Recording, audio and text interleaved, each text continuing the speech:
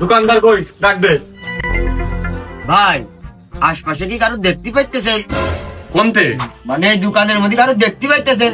এই দোকানের মধ্যে কেউ আছে? আছিস তো শুধু তুই। তাহলে দোকানদার আমি। দোকানদার ডাক দে, আর কিটা পাইছিস? কসি দোকান আমার, আমি আবার কি করে ডাকবো? তুই দোকানদার? হ্যাঁ, কি লাগবে কোন?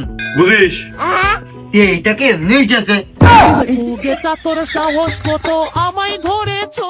এই দোকানে আমি 1000 টাকা পাবো। টাকা দে।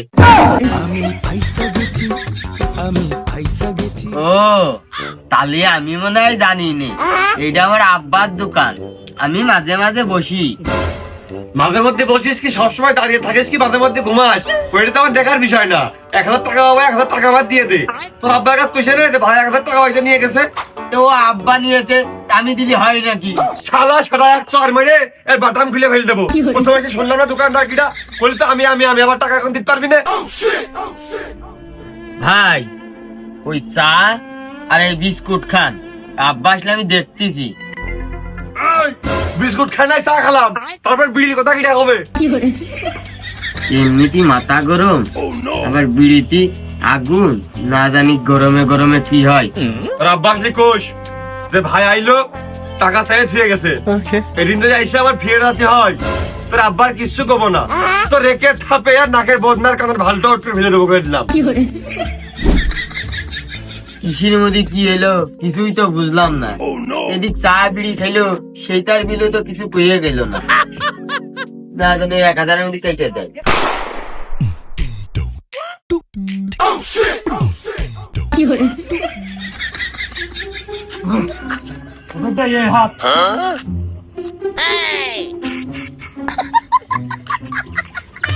শরীর কেমন ভারী ভারী, বয়স আমার 20, দাও না জেনে শটটা মারলে উইটা জায়গা দূরি।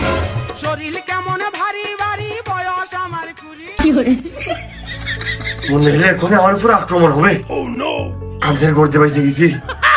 বিয়ের পরে হানিমুনে যাব কক্সবাজার, সেইখানে সাগরে আমরা পানি দিমু সাতা। ও ঝন্টু। হ্যাঁ পিতা, আপনাকে কি ভেমরুলে দংশন করেছে? না, তুই এদিকে আয়, কাছে আয়। মানে ওই বেশি কাছে না দূরের কাছে? আরে হাত সারি কাছে আসলি হচ্ছে। এর আগেও বহুতবার আমার ভালো বুঝে দেখে নিয়ে কান মুখ সাইজ করে দিয়েছে, খুব সাবধান থাকতে।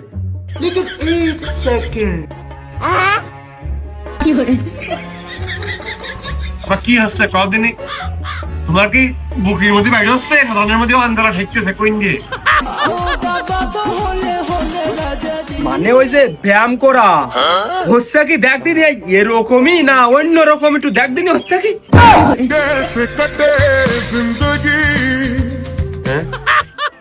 এরামও ব্যায়াম আছে? পিতা আপনি কি করতেছেন? ওই ভোজপুরির ওই চেবড়া চেবড়া নায়িকা তারাও তো আপনার কাছে বাড়ি খেয়ে যাবে, আপনি যে অঙ্গ ভঙ্গি শুরু করেছেন।